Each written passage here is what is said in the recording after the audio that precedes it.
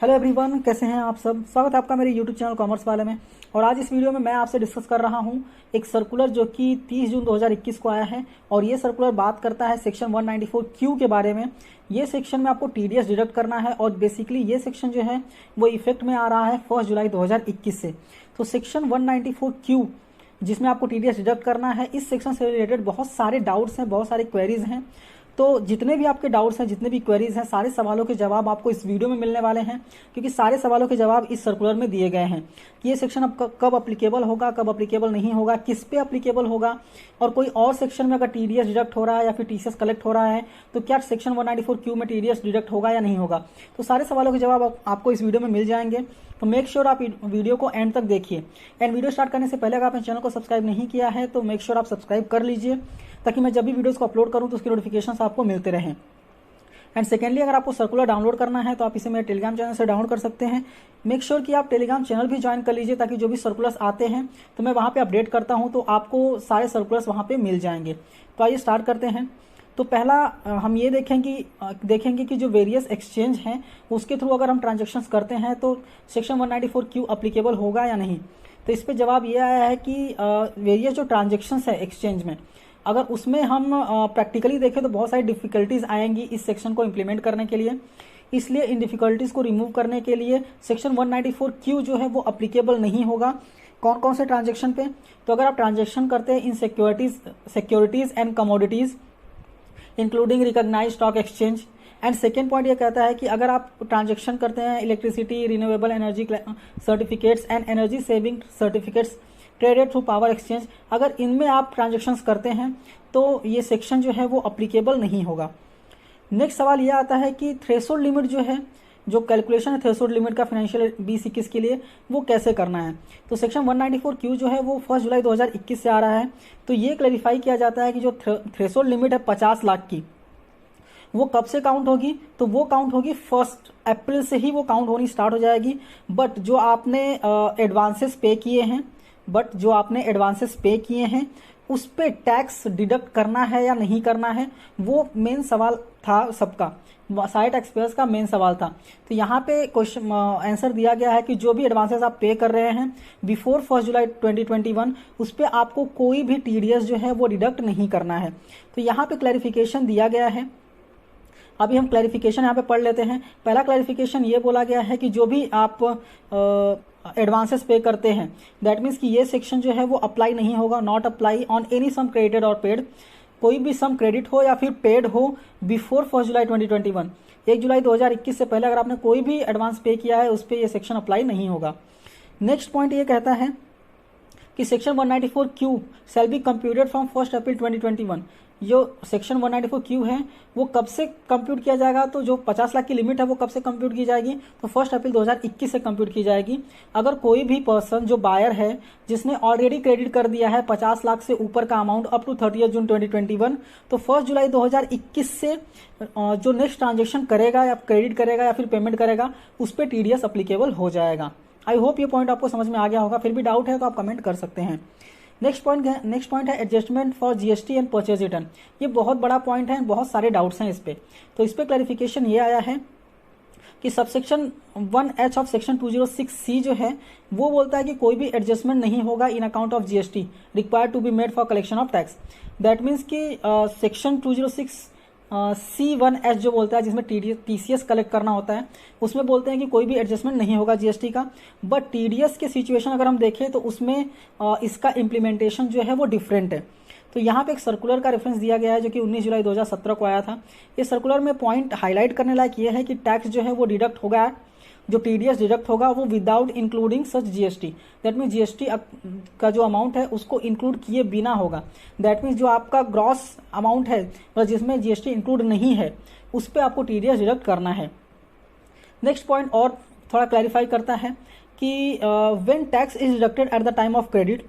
अगर for example कि आप टैक्स डिडक्ट कर रहे हैं at the time of credit मतलब जब आप इनवॉइसेस बुक कर रहे हैं तो अगर टीडीएस डिडक्ट कर रहे हैं आप, तो अगर उस टाइम पे अगर आप करेंगे तो टैक्स जो है वो डिडक्ट होगा under section 194 Q on the amount credited without including such GST. अगर आप बिल बनाते वक्त ही अगर आप टीडीएस डिडक्ट कर रहे हैं या फिर बिल को रिकॉर्ड करते वक्त ही टीडीएस डिडक्ट कर रहे हैं तो सिंपल सा लॉजिक है कि आप जीएसटी उस टाइम पे इंक्लूड नहीं करेंगे, क्योंकि आपको पता है कि कितना अमाउंट हमारा क्रेडिट वाला अमाउंट कितना है।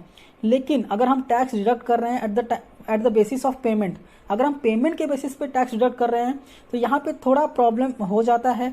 यहाँ पे पॉसिबल ही नहीं होता कि हम आइडेंटिफाई कर पाए कि जो हम टीडीएस डिडक्ट कर रहे हैं वो जीएसटी कंपोनेंट पे हो रहा है या फिर नहीं हो रहा है। नेक्स्ट पॉइंट क्या बोलता है कि फर्दर अगर आप परचेज रिटर्न की बात करें तो परचेज रिटर्न अगर आप देखेंगे तो बिफोर परचेज रिटर्न हैपेंस, जब फॉर एग्जांपल हमने अभी परचेज किया, परचेज करने के बाद हमने टीडीएस जो है वो डिडक्ट कर दिया, दैट मीन्स परचेज रिटर्न होने से पहले हम टीडीएस डिडक्ट भी कर देते हैं, मे बी हम डिपॉजिट भी कर देते हैं। तो इस पे सॉल्यूशन ये आया है कि अगर फॉर एग्जांपल आपने टीडीएस डिडक्ट ऑलरेडी कर दिया है, बाद में अमाउंट रिफंड हुआ है, दैट मीन्स परचेज रिटर्न हुआ है, तो जो आगे के परचेज रहेंगे ना उसमें आप एडजस्ट कीजिए। टैक्स डिडक्टेड में be adjusted against the next purchase against the same seller, तो आपको नेक्स्ट परचेज में उसको एडजस्ट करना है। नेक्स्ट सवाल यह आता है कि नॉन रेसिडेंट जो है बायर, क्या वो सेक्शन 194Q में आता है, मतलब उसको डिडक्ट करना पड़ेगा या फिर नहीं करना पड़ेगा। तो ये सेक्शन अप्लाई नहीं होगा, नॉन रेसिडेंट के लिए अप्लाई नहीं होगा। नेक्स्ट सवाल यह आता है कि अगर पर्सन जिसका इनकम एग्जम्प्ट है, मतलब जो सेलर है उसका इनकम एग्जम्प्ट है, तो क्या हम उस पर अप्लाई करेंगे टीडीएस सेक्शन 194Q, तो उस पर भी अप्लाई नहीं होगा। एंड फिर सवाल आता है कि जो एडवांस पेमेंट किया है क्या उस पर डिडक्ट करना है। तो जी हाँ, ये पहले ही मैंने बता दिया कि 1 जुलाई से पहले अगर आपने एडवांस पे किया तो उस पर नहीं आएगा, लेकिन उसके बाद अगर आप पे कर रहे हो तो उस पर टीडीएस आपको डिडक्ट करना पड़ेगा। नेक्स्ट क्वेश्चन ये आता है कि बायर जो है, फॉर एग्जांपल बायर ने अभी जस्ट करंट ईयर में ही अगर उसने बिजनेस स्टार्ट किया है तो क्या सेक्शन 194Q आएगा। तो अगर हम सेक्शन 194Q देखें तो जो 10 करोड़ की लिमिट है वो प्रीवियस ईयर में देखी जाती है। तो प्रीवियस ईयर में अगर कुछ ट्रांजैक्शन ही नहीं है तो सिंपल सा लॉजिक है कि सेक्शन 194Q जो है वो अप्लाई ही नहीं होगा, क्योंकि बिजनेस आपने अभी स्टार्ट किया है तो पिछले साल में कोई ट्रांजैक्शन नहीं होगा। नेक्स्ट क्वेश्चन ये आता है कि सेक्शन 194Q जो अप्लाई होगा, क्या हमें वो टर्नओवर देखना है, 10 करोड़ का टर्नओवर देखना है, या फिर 10 करोड़ से कम होगा तो अप्लाई कर देंगे। तो जी नहीं, आपको 10 करोड़ का टर्नओवर जो है वो देखना है। Turnover from business carried on by he must exceed 10 crore. अगर 10 करोड़ से एक्सीड होता है तो ही सेक्शन अप्लाई होगा, नहीं तो नहीं होगा। अब सबसे बड़ा सवाल है बेसिकली कि अभी section 194O subsection 1H of section 206C section 194Q, अगर ये तीनों सेक्शन एक साथ आ जाते हैं तो फिर क्या होगा, कौन सा सेक्शन अप्लाई होगा, कौन सा सेक्शन अप्लाई नहीं होगा। तो अब हम इस पे देखते हैं कि अगर सेक्शन 194O अगर अप्लाई हो जाता है, जो कि टैक्स डिडक्ट करता है ई कॉमर्स ऑपरेटर, तो सेक्शन 194Q जो है वो अप्लाई नहीं होगा।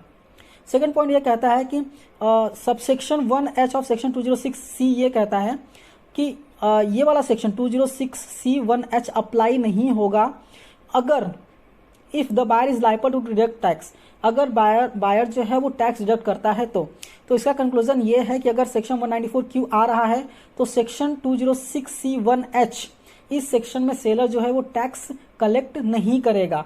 I hope you clear. Next point ये बोलता है कि सेक्शन 194Q जो है वो अप्लाई नहीं होगा। कौन से ट्रांजेक्शन पे अप्लाई नहीं होगा, उस ट्रांजेक्शन पे अप्लाई नहीं होगा जिसपे ऑलरेडी किसी और सेक्शन में टीडीएस जो है डिडक्ट हो रहा है, और उस सेक्शन में अप्लाई नहीं होगा tax is collectable under section provision 206C। अगर टैक्स कलेक्टेबल है सेक्शन 206C में तो 194Q अप्लाई नहीं होगा, लेकिन अगर टैक्स कलेक्टेबल है सेक्शन 206C1H में तो 194Q अप्लाई होगा। ध्यान से सुनिए, अगर 206C1H में टीडीएस कलेक्ट होने वाला है तो भी सेक्शन 194Q अप्लाई होगा। अगर 206C में टैक्स कलेक्टेबल है तो सेक्शन 194Q अप्लाई नहीं होगा। प्लीज आप वीडियो को थोड़ा आगे पीछे करके ध्यान से सुन लीजिएगा। आई होप आपको क्लियर हो गया रहेगा। फिर भी अगर आपको कोई डाउट है तो आप मुझे कमेंट कर सकते हैं। आई होप आपको वीडियो अच्छा लगा होगा। सर्कुलर मैंने मोस्टली क्वेश्चंस आपके यहाँ पे कवर करने की कोशिश की है। फिर भी आपको कोई डाउट है तो मुझे आप कमेंट कीजिए, और अगर आप चैनल पर नए हैं चैनल को सब्सक्राइब करना मत भूलिए, क्योंकि आप सब्सक्राइब करते हैं तो हम मोटिवेट होते हैं कि आपको ताकि आपके लिए हम ऐसे वीडियोज लाएं। तो मेक श्योर आप चैनल को सब्सक्राइब कीजिए, बेल आइकन प्रेस कीजिए। बेल आइकन प्रेस करने के बाद आपको ऑल पे क्लिक करना है ताकि मैं जब भी वीडियोस को अपलोड करूं तो उसके नोटिफिकेशंस आपको मिल सके। एंड मेक श्योर आप टेलीग्राम चैनल ज्वाइन कर लीजिए ताकि मैं जब भी कोई भी सर्कुलर आता है तो मैं वहां पे अपडेट कर देता हूं, आप वहां से डाउनलोड कर सकते हैं। तो thank you for watching and all the best.